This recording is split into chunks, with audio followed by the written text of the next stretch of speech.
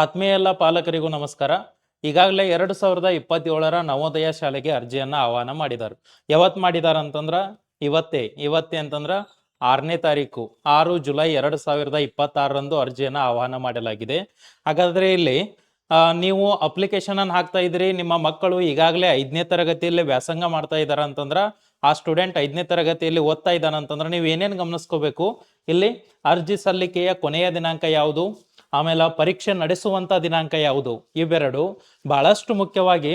ಅಗತ್ಯ ದಾಖಲಾತಿಗಳು ಏನೇನದಾವು, ಎಲ್ಲರೂ ಕೂಡ ಅಪ್ಲಿಕೇಶನ್ ಸ್ಟಾರ್ಟ್ ಆಯ್ತು ಅಂತಂತಾರೆ. ಹಾಗಾದ್ರೆ ದಾಖಲಾತಿಗಳು ಏನೇನು ಬೇಕು ಅನ್ನೋದು ಹೇಳೋರು ಯಾರು?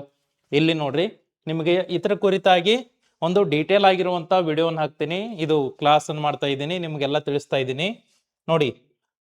ಏನಂತಂದಾಗ ಇಲ್ಲಿ ನೀವೇನು ಗಮನಿಸ್ಕೋಬೇಕು, ನಿಮ್ಮ ಮಗು 5ನೇ ತರಗತಿಯಲ್ಲಿ ಓದ್ತಾ ಇರಬೇಕು. 5ನೇ ತರಗತಿಯಲ್ಲಿ ಓದ್ತಾ ಇತ್ತಂತಂದ್ರೆ ಆ ಮಗುವಿಗೆ ಅವಕಾಶವನ್ನು ಕೊಟ್ಟಿದ್ದಾರೆ. ಇಲ್ಲಿ ಇದು ನವೋದಯ ಶಾಲೆಗಳನ್ನ ತೆಗೆದುಕೊಂಡಾಗ ನೀವು ಕರ್ನಾಟಕದಾದ್ಯಂತ ನಿಮ್ಗ ಸುಮಾರು ಎಷ್ಟು ಅಂತಂದ್ರೆ 31 ಶಾಲೆಗಳು ಕಂಡು ಬರ್ತಾವ. ಆ 31 ಶಾಲೆಗಳಲ್ಲಿ ನೀವೇನ್ ಮಾಡ್ಬೋದು, ನಿಮ್ಮ ಮಗುವಿನ ಕಲಿಕೆಗೋಸ್ಕರ ನೀವು ಅರ್ಜಿಯನ್ನು ಹಾಕಬಹುದು. ಇದಕ್ಕೆ ಒಂದೇ ಒಂದು ಪರೀಕ್ಷೆ ಇರ್ತೈತಿ. ಆ ಪರೀಕ್ಷೆಯಲ್ಲಿ ಉತ್ತೀರ್ಣರಾಗಿರುವಂತ ಮಕ್ಕಳದ್ದು ಏನ್ ಮಾಡ್ತಾರೋ ಮೆರಿಟ್ ಲಿಸ್ಟ್ ಅನ್ನ ಬಿಡ್ತಾರೋ. ಆ ಮೆರಿಟ್ ಲಿಸ್ಟ್ ನಲ್ಲಿ ಹೈ ಮೆರಿಟ್ ಲಿಸ್ಟ್, ಇಲ್ಲಿಯೂ ಕೂಡ ಕ್ಯಾಟಗರಿ ಅನುಸಾರವಾಗಿ ಏನು ತೇರ್ಗಡೆ ಆಗುವಂತದ್ದಾಗಿರ್ತೈತಿ. ಹಾಗಾದ್ರೆ ಇಲ್ಲಿ ಮೊದಲು ಏನ್ ನೋಡ್ಬೇಕಂತಂದ್ರ ನೋಡಿ, ಅಪ್ಲಿಕೇಶನ್ ಏನೋ ಹಾಕ್ತಾ ಇದೀರಿ, ಇದಕ್ಕೆ ನಿಮ್ಗೆ ಇನ್ನೊಂದು ಡೆಡಿಕೇಟೆಡ್ ವಿಡಿಯೋ ನೆಕ್ಸ್ಟ್ ಇನ್ನೊಂದು ಮಾಡ್ತೀನಿ. ಇಲ್ಲ ಅಪ್ಲಿಕೇಶನ್ ಅನ್ನು ಹಾಕ್ತಾ ಇದೀರಿ, ಹಾಗಾದ್ರೆ ಏನೇನು ಇರಬೇಕು ಅಂತ ತೆಗೆದುಕೊಂಡಾಗ ವಿದ್ಯಾರ್ಥಿಯ ಇತ್ತೀಚಿನ ಫೋಟೋ ಇರಬೇಕು. ಇತ್ತೀಚಿನ ಫೋಟೋ ಇಲ್ರಿ ಸರ್ ನಾವು ಫೋಟೋ ಕೊಡತೀವಿ ಅಂತೇಳಿ ಒನ್ನತೆಯಿಂದ ಇಲ್ಲ LKG UKG ಒಳಗಿನ ಫೋಟೋ ಕೊಡಬೇಡ್ರಿ, ಇತ್ತೀಚಿನ ಫೋಟೋವನ್ನು ಕೊಡಿ. ವಿದ್ಯಾರ್ಥಿಯ ಸಹಿ, ಪಾಲಕರ ಸಹಿ, 3, 4, 5ನೇ ತರಗತಿಯಲ್ಲಿ ಮಗು ಯಾವ ಶಾಲೆಯಲ್ಲಿ ಓದಿತ್ತು ಆ ಶಾಲೆಯ ಹೆಸರನ್ನ ಅಲ್ಲಿ ಹಾಕಿ ನೀವೇನ್ ಮಾಡ್ಬೇಕಂತಂದ್ರೆ ಆ ಸ್ಕೂಲ್ಗೆ ಹೋಗಿನ ಅದನ್ನ ಫಾರ್ಮ್ ತುಂಬಿಸ್ರಿ, ಯಾವ ಶಾಲೆಯಲ್ಲಿ ಓದಿದ್ದ ಅಲ್ಲಿಗೆ ಹೋಗಿ.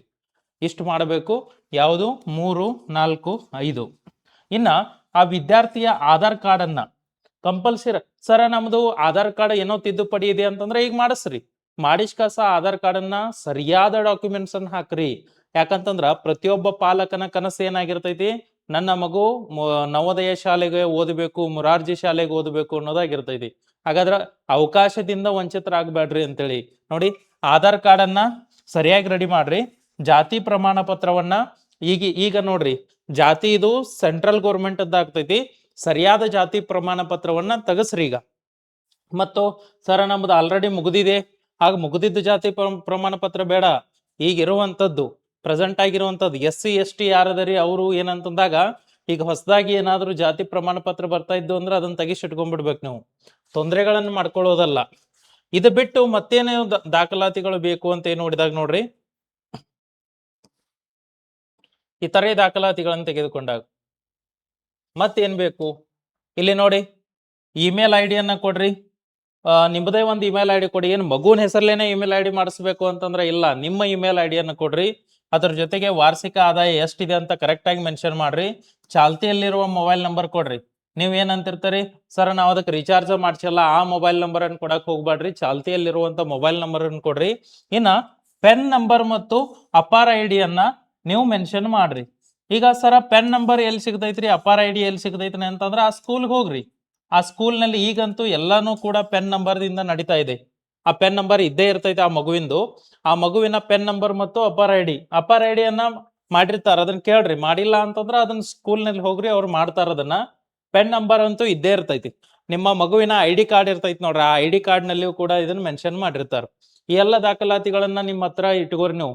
ಈಗ ಅಪ್ಲಿಕೇಶನ್ ಸ್ಟಾರ್ಟ್ ಆಗೈತೆ ಅಂತಂದ್ರೆ ಈ ಎಲ್ಲ ದಾಖಲಾತಿಗಳನ್ನ ನಿಮ್ಮ ಹತ್ರ ಇಟ್ಕೋಬೇಕು. ಇಟ್ಕೊಂಡ್ ಕಾಸ್ ನೀವೇನ್ ಮಾಡ್ಬೇಕಂತಂದ್ರ ಅಲ್ಲಿ ಅರ್ಜಿ ಹಾಕಲು ಹೋಗುವುದು ಒಳ್ಳೆಯದು ಅಂತ. ಹಾಗಾದ್ರೆ ನೋಡ್ರಿ, ಅರ್ಜಿ ಸಲ್ಲಿಕೆಯ ಕೊನೆಯ ದಿನಾಂಕ ಯಾವುದು? ನೀವು ಅನ್ಬಹುದು, ಸರ ಮೊದಲ ಹೇಳ್ಬೇಕಿಲ್ರಿ ಕೊನೆಯ ದಿನಾಂಕ. ಅಲ್ಲ, ನಿನ್ನ ಕಡೆ ದಾಖಲಾತಿಯರ ಬೇಕಲ್ರಿ. ನೀವು ಕೊನೆಯ ದಿನಾಂಕ ತಿಳ್ಕೊಂಡ್ರೆ ಮೊದಲ ಆ ಡಾಕ್ಯುಮೆಂಟ್ಸ್ ಅನ್ನು ರೆಡಿ ಮಾಡ್ಕೊಳ್ಳಿ. ಆ ಡಾಕ್ಯುಮೆಂಟ್ಸ್ ಅನ್ನು ರೆಡಿ ಮಾಡ್ಕೊಂಡ್ಮೇಲೆ ನೋಡಿ 31 ಜುಲೈ 2026, ನೀವು 31ನೇ ತಾರೀಕಿನವರೆಗೂ ಕಾಯೋದಕ್ಕಿಂತ ಈಗಲೇ ಅಪ್ಲಿಕೇಶನ್ ಅನ್ನು ಹಾಕಿ ಬಿಡ್ಬೇಕು ನೀವು. ಈಗಲೇ ಅಂತಂದ್ರ ನಿಮ್ ಕಡೆ ಅಗತ್ಯ ದಾಖಲಾತಿಗಳು ಅದಾವ ಅಂತಂದ್ರ ಅದನ್ನೆಲ್ಲ ತಗೊಂಡ್ ಅಪ್ಲಿಕೇಶನ್ ಅನ್ನು ಹಾಕ್ರಿ. ಯಾವಾಗೈತಿ ನೋಡ್ರಿ, 31 ಜುಲೈ 2026ಕ್ಕ ಕೊನೆಯ ದಿನಾಂಕವಾಗೈತಿ. ಅದ್ರ ಒಳಗೆ ನೀವು ಅಪ್ಲಿಕೇಶನ್ ಅನ್ನು ಹಾಕ್ರಿ. ಒಂದು ವೇಳೆ ಎಕ್ಸ್ಟೆಂಡ್ ಆಗಬಹುದು, ಇದಕ್ ಮತ್ತೆ ಏನ್ ಮಾಡ್ತಾರಂತಂದ್ರ 3-4 ದಿನ ಟೈಮ್ ಕೊಡಬಹುದು. ಕೊಡದೇನೂ ಇರಬಹುದು. ಕೊಡ್ಲಿಲ್ಲ ಅಂತಂದ್ರೆ ತೊಂದರೆ ಆಗ್ತೈತಿ. ಅದಕ್ಕೋಸ್ಕರ ಅಪ್ಲಿಕೇಶನ್ ಹಾಕ್ರಿ. ಅವಾಗ ನೆಕ್ಸ್ಟ್ ನಾ ನಿಮಗೆ ಅದೇನಾದ್ರು ಬಂತಂತಂದ್ರ ಈ ವಿಡಿಯೋನ ನಿಮಗೆ ನಾ ಮಾಡಿಕೊಡ್ತೀನಿ. ಹಾಗಾದ್ರೆ ಪರೀಕ್ಷೆ ಯಾವಾಗಿದೆ ಅಂತಂದ್ರ ನೋಡಿ, ಬಹಳಷ್ಟು ಬೇಗ ಪರೀಕ್ಷೆ ಇಟ್ಟಿದಾರು. 28 ನವೆಂಬರ್ 2026. ಪ್ರತಿ ವರ್ಷ ಏನ್ ಮಾಡತಾರ ಅಂತಂದ್ರ ಕಡಿಮೆ ಮಾಡ್ಕೊಂತ ಬರತಾರ ನೋಡ್ರಿ ಟೈಮ್ ಅನ್ನ. ಈಗ ನವೆಂಬರ್ 28ಕ್ಕೆ ಇಟ್ಬಿಟ್ಟಿದಾರ. ಅಂದ್ರೆ ನಿಮಗ ಈಗ ಇಲ್ಲಿ ಜುಲೈ ಅಂತಂದ್ರೆ ಮುಗಿತದ almost. August, September, October, November 4 ತಿಂಗಳು. 4 ತಿಂಗಳು ಅದು ಪ್ಲಸ್ 5 ತಿಂಗಳು ಇದ್ದಂಗ್ರಿ. 4 ತಿಂಗಳು 28 ದಿನ, 5 ತಿಂಗಳು. 5 ತಿಂಗಳು ಮಾತ್ರ ಟೈಮ್ ಇದೆ. ಅಷ್ಟ್ರೊಳಗೆ ಏನಾಗ್ಬೇಕು ಅಂತಂದ್ರೆ ಆ ಮಗು ತಯಾರಿ ನಡೆಸಬೇಕು. ಹಾಗಾದ್ರೆ ಇಲ್ಲಿ ಪರೀಕ್ಷೆ ನಡೆಯುವ ದಿನಾಂಕ ಗೊತ್ತಾಯ್ತು.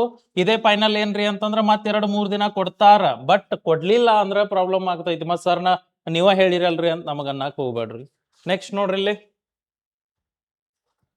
ಅರ್ಜಿ ಸಲ್ಲಿಸುವುದು ಹೇಗೆ ಅಂತ ಕೇಳಿದಾಗ ಇದು ಹೋದ ವರ್ಷದ ಹಾಕಿದನ್ನ ನಾನು. ಈ ವರ್ಷದ ಯಾಕೋ ಓಪನ್ ಆಗ್ತಾ ಇಲ್ಲ. ಇಲ್ಲಿ ಆಗತೈತಿ ನಿಮಗೆ. ಇದನ್ನ ನಾನು ನಿಮ್ಗೆ ಏನ್ ಮಾಡ್ತೀನಿ ಅಂತಂದ್ರ ಲಿಂಕ್ ಅನ್ನು ಪಿನ್ ಮಾಡ್ತೀನಿ. ಈ ವಿಡಿಯೋ ಕೆಳಗೆ ಲಿಂಕ್ ಪಿನ್ ಮಾಡಿರ್ತೀನಿ. ಆ ಲಿಂಕ್ ಮೇಲೆ ನೀವು ಕ್ಲಿಕ್ ಮಾಡಿದ್ರಿ ಅಂತಂದ್ರೆ ನೀವು ಅಲ್ಲಿ ಇದನ್ನ ಮಾಡಬಹುದು, ಏನೋ ಅಪ್ಲಿಕೇಶನ್ ಅನ್ನು ಹಾಕೋಬಹುದು. ನಿಮ್ಮ ಸ್ವಂತ ನಿಮ್ಮ ಮೊಬೈಲ್ ನಲ್ಲಿನೂ ಅಪ್ಲಿಕೇಶನ್ ಹಾಕ್ಬಹುದು, ಇಲ್ಲ ನೀವು ಆನ್ಲೈನ್ ಸೆಂಟರ್ ನಲ್ಲಿ ಆದ್ರೂ ಅಪ್ಲಿಕೇಶನ್ ಅನ್ನು ಹಾಕ್ಬಹುದು. ಅವ್ರು ಅಲ್ಲಿ ಹೋದ್ರಿ ಅಂತಂದ್ರೆ ಅವರೆಲ್ಲ ನಿಮ್ಗೆ ಅದ್ರ ಡಾಕ್ಯುಮೆಂಟ್ಸ್ ತೆಗೆದುಕೊಂಡು ಇದನ್ನ ಮಾಡ್ತಾರೆ. ನಾ ಏನ್ ಹೇಳಿನಿ ಅವೇ ಡಾಕ್ಯುಮೆಂಟ್ಸ್ ಏನಿತ್ತು, ಹುಡುಗನ ಫೋಟೋ ಇತ್ತು, ಸೈನ್ ಇತ್ತು, ತಂದೆ ತಾಯಿಗಳ ಸೈನ್ ಇತ್ತು, ಆಮೇಲೆ ಇದು ಅಪಾರ ಐ ಡಿ, ಪೆನ್ ನಂಬರು, ಇವನ್ನೆಲ್ಲವನ್ನ ನೀವು ಡಾಕ್ಯುಮೆಂಟ್ಸ್ ತೆಗೆದುಕೊಂಡು ಹೋಗ್ರಿ. ಇನ್ಕಮ್ ಕ್ಯಾಸ್ಟ್, ಆಧಾರ್ ಕಾರ್ಡು ಇವೆಲ್ಲ ತೆಗೆದುಕೊಂಡು ಹೋಗಿ ಅಲ್ಲಿ ಕೊಡುವಂಥದ್ದನ್ನ ಮಾಡ್ರಿ. ಈ ರೀತಿಯಾಗಿ ಇರ್ತೈತಿ. ಇದು ಕಳೆದ ವರ್ಷದ್ದು. ಇದು ನೋಡಿ, ಕಳೆದ ವರ್ಷದ ಲಾಸ್ಟ್ ಡೇಟ್ ಇತ್ತು ನೋಡ್ರಿ, 29 ಜುಲೈ. ಈ ವರ್ಷ 31 ಜುಲೈ 2025 26. ಲಾಸ್ಟ್ ಇಯರ್ ಏನ್ ಮಾಡಿದ್ರು ಅಂತಂದ್ರ ಇದಾದ ಕೂಡಲೇ ಮತ್ತೆ 2 ಟೈಮ್ ಡೇಟ್ ಅನ್ನು ಎಕ್ಸ್ಟೆಂಡ್ ಮಾಡಿದ್ರು. 2 ಟೈಮ್ ಡೇಟ್ ಅನ್ನು ಎಕ್ಸ್ಟೆಂಡ್ ಮಾಡಿದ್ರು. ಈಗ ನಿಮ್ ಕಡೆ ಒಂದು ಗೊಂದಲ ಇರ್ತೈತಿ. ಆ ಗೊಂದಲದ ಬಗ್ಗೆ ನೆಕ್ಸ್ಟ್ ಮಾತಾಡ್ತೇನೆ ನೋಡ್ರಿ. ನೋಡ್ರಿ ಇಲ್ಲಿ ಇದು ಒಂದಂತೂ ನೀವು ಲಾಸ್ಟ್ ಟೈಮು ಇದಕ್ಕ ಬಹಳಷ್ಟು ಫೋನ್ ಕರೆಗಳು ಬಂದಾವ ನನಗ. ಇದೊಂದು ನೋಡ್ರಿ, ಇದನ್ನೊಂದು ಯಾವುದೇ ಕಾರಣಕ್ಕೂ ಮಿಸ್ಟೇಕ್ ಮಾಡಬೇಡ್ರಿ. ಸರ್ ಆಲ್ರೆಡಿ ನಾವು ಹಾಕಿದೇವ್ರಿ, ಈಗ ನೋಡಿದ್ವಲ್ರಿ ಅಂತ ಅನ್ನುವಂಥದ್ದು ಆಗ್ಬಾರ್ದು. ನೋಡಿ, ನೀವು ಇಲ್ಲಿ ಸ್ಟೇಟ್ ಅಲ್ಲಿ ಸ್ಟೇಟ್ ಗೌರ್ಮೆಂಟ್ ನಲ್ಲಿ ನೀವೇನ್ ಬರ್ತಾ ಇರ್ತೀರಿ ಅಂತಂದ್ರ OBC ಬರ್ತಾ ಇರ್ತೀರಿ, ಇದೇ ಬೇರೆ. ಸೆಂಟ್ರಲ್ OBC ಬೇರೆ. ನೋಡಿ, ಇದನ್ನ ಕನ್ಫ್ಯೂಸ್ ಮಾಡಿ ಬಹಳಷ್ಟು ಜನರು ಏನಾಗಿತ್ತು ಅಂತಂದ್ರೆ ತಮ್ಮ ಮಕ್ಕಳಿಗೆ ಈ ಸೀಟನ್ನು ಕಳ್ಕೊಂಡಿದ್ದಾರೆ.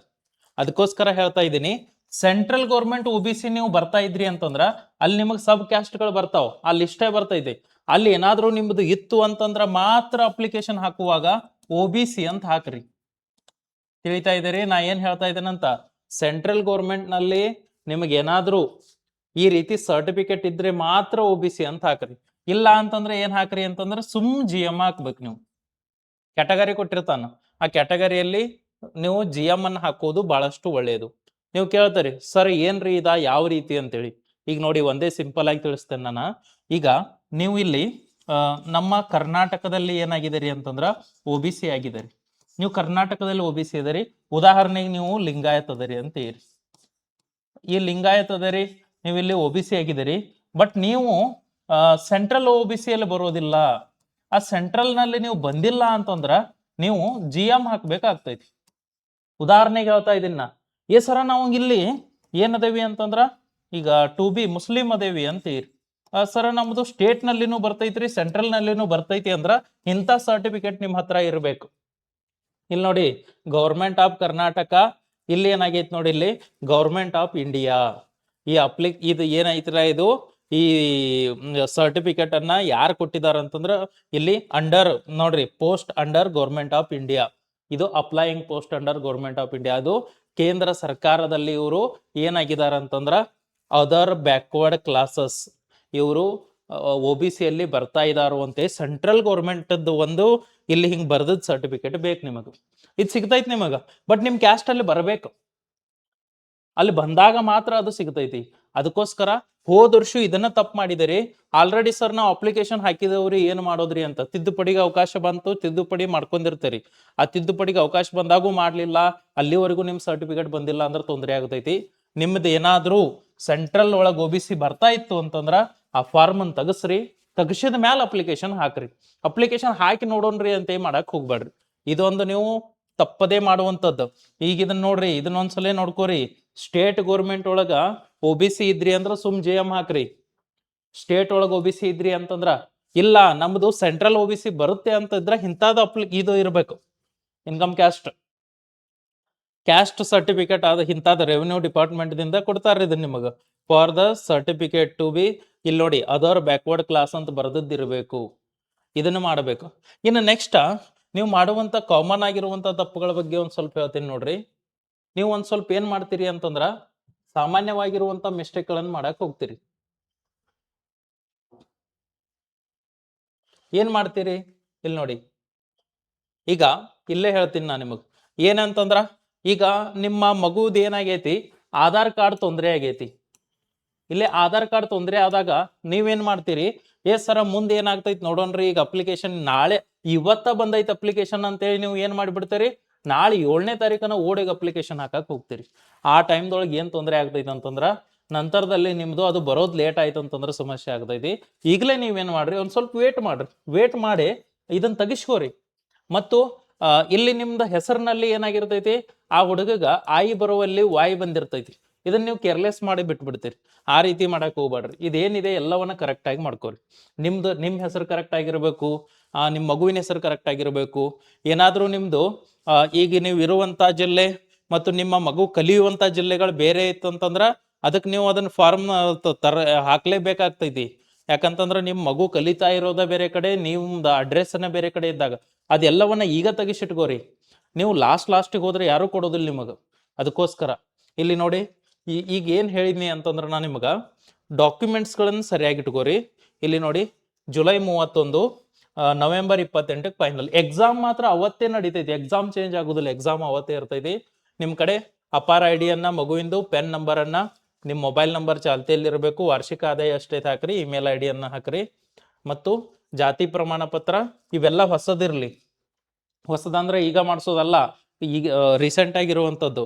ಆಧಾರ್ ಕಾರ್ಡ್ ಅನ್ನೋದು, ಮಗುವಿನ ಆಧಾರ್ ಕಾರ್ಡ್ ಕರೆಕ್ಟ್ ಆಗಿ ನೋಡ್ಕೊಳ್ಳಿ. 3, 4, 5ನೇ ತರಗತಿಯಲ್ಲಿ ಮಗು ಯಾವ ಶಾಲೆಯಲ್ಲಿ ಕಲಿಯತೈತಿ ಮೆನ್ಷನ್ ಮಾಡ್ರಿ. ಮತ್ತು ಪಾಲಕರ ಸಹಿ ಇರ್ತೈತಿ, ಆಮೇಲೆ ವಿದ್ಯಾರ್ಥಿಯ ಇತ್ತೀಚಿನ ಫೋಟೋ. ಈ ಎಲ್ಲ ಮಾಹಿತಿಯನ್ನ ನೀವೇನ್ ಮಾಡ್ಬೇಕಂತಂದ್ರ ಯಾರೆಲ್ಲ ನವೋದಯ ಪರೀಕ್ಷೆಗೆ ಅರ್ಜಿಯನ್ನ ಹಾಕ್ತಾ ಇದ್ದಾರೋ ಅವರೆಲ್ಲ ಪಾಲಕರಿಗೆ ಶೇರ್ ಮಾಡ್ರಿ. ಆ ಪಾಲಕರು ಇದನ್ನ ನೋಡ್ಲಿ. ಮತ್ತು ಈ ವರ್ಷ ಏನಂತಂದಾಗ ಪರೀಕ್ಷೆಯ ಏನು ಪ್ಯಾಟರ್ನ್ ಚೇಂಜ್ ಆಗೈತಿ, ಆ ಪರೀಕ್ಷೆಯ ಪ್ಯಾಟರ್ನ್ ಚೇಂಜ್ ಯಾವ ರೀತಿ ಆಗೈತಿ, ಅದನ್ನ ಯಾವ ರೀತಿ ನಾವು ಕ್ರ್ಯಾಕ್ ಮಾಡ್ಬೋದು, ಯಾವ್ದನ್ನ ಹೆಂಗ್ ಓದಬೇಕು ಅನ್ನೋದನ್ನ ನೆಕ್ಸ್ಟ್ ನಿಮ್ಗೊಂದು ವಿಡಿಯೋನಲ್ಲಿ ನಾ ತಿಳಿಸ್ಕೊಡ್ತೀನಿ. ಓಕೆ, ಈ ವಿಡಿಯೋ ನಿಮ್ಗೆ ಹೆಲ್ಪ್ಫುಲ್ ಆಗಿತ್ತು ಅಂತಂದ್ರ ಇದಕ್ಕೆ ಒಂದು ಲೈಕ್ ಮಾಡ್ರಿ ಮತ್ತು ಎಲ್ಲ ನಿಮ್ಮ ಸ್ನೇಹಿತ ಬಳಗಕ್ಕೂ ಕೂಡ ಶೇರ್ ಮಾಡ್ರಿ. ಅಗತ್ಯವಾಗಿ 5ನೇ ತರಗತಿಯಲ್ಲಿ ಮಗು ಓದ್ತಾ ಇತ್ತಂತಂದ್ರ ಅಲ್ಲಿಗೆ ನೀವು ಶೇರ್ ಮಾಡ್ರಿ. ಮತ್ತೆ ಇನ್ನೊಂದು ಏನ್ ಪಾಯಿಂಟ್ ಇದರಲ್ಲಿ ಅಂತಂದ್ರ ಆ ಮಗುವಿನ ವಯಸ್ಸನ್ನ ನೋಡ್ರಿ. ಆ ಮಗುವಿನ ವಯಸ್ಸು ಅಪ್ಲಿಕೇಶನ್ ನಲ್ಲಿ ತಗೊಳ್ತಾ ಇತ್ತು ಅಂದ್ರೆ ಮಾತ್ರ ಅಪ್ಲಿಕೇಶನ್ ಅನ್ನ ಹಾಕ್ರಿ. ಆ ಮಗುವಿನ ವಯಸ್ಸಿಗೆ ಏನಾಗಿರ್ತೈತಿ, LKG UKG ಹಚ್ಚಿರ್ತಾರಿ. ಆ UKG ಅಲ್ಲಿ ಬುದ್ಧಿವಂತ ಆಗಿಲ್ಲ ಅಂತೇಳಿ ನೀವೇನ್ ಮಾಡ್ತಾರಿ, ಇನ್ನೊಂದ್ಸಲ ಹಚ್ಚುವಂತದ್ ಮಾಡ್ತಾರಿ. ಮೊದಲು ಮಾಡ್ತಾ ಇದ್ರಿ. ಆ ರೀತಿ ಮಾಡೋದು ಇಲ್ಲ ಅಂತಂದ್ರ ಈಗ 1ನೇ ತರಗತಿಗೆ ಅವ 6 ವರ್ಷಕ್ಕೆ ಹೋಗ್ಬೇಕಾಗಿತ್ತು, 7 ವರ್ಷಕ್ಕೆ 1ನೇ ತರಗತಿಗೆ ಹಚ್ಚಿರ್ತಾರೆ. ಅವಾಗ ಏನಾಗ್ತೈತಿ, ಆ ಮಗು ಈ ಪರೀಕ್ಷೆಯಿಂದ ವಂಚಿತ ಆಗ್ತೈತಿ. ಡೇಟ್ ಆಫ್ ಬರ್ತ್ ಅನ್ನು ಸರಿಯಾಗಿ ನೋಡ್ಕೋರಿ. ಆ ಡೇಟ್ ಆಫ್ ಬರ್ತ್ ಅಲ್ಲಿ ಕುಂದಿರ್ತೈತೋ ಇಲ್ಲೋ ಅನ್ನೋದನ್ನ ನೋಡಿ. ಓಕೆ, ಇದಿಷ್ಟು ನಿಮ್ಗ ಅಗತ್ಯವಾದ ಮಾಹಿತಿ ಆಗಿತ್ತು. ನೆಕ್ಸ್ಟ್ ಮತ್ತೊಂದು ವಿಡಿಯೋದಲ್ಲಿ ನಿಮ್ಗೆ ಇನ್ಫಾರ್ಮೇಶನ್ ಅನ್ನು ಹೇಳ್ತೀನಿ. ಎಲ್ಲರಿಗೂ ನಮಸ್ಕಾರ.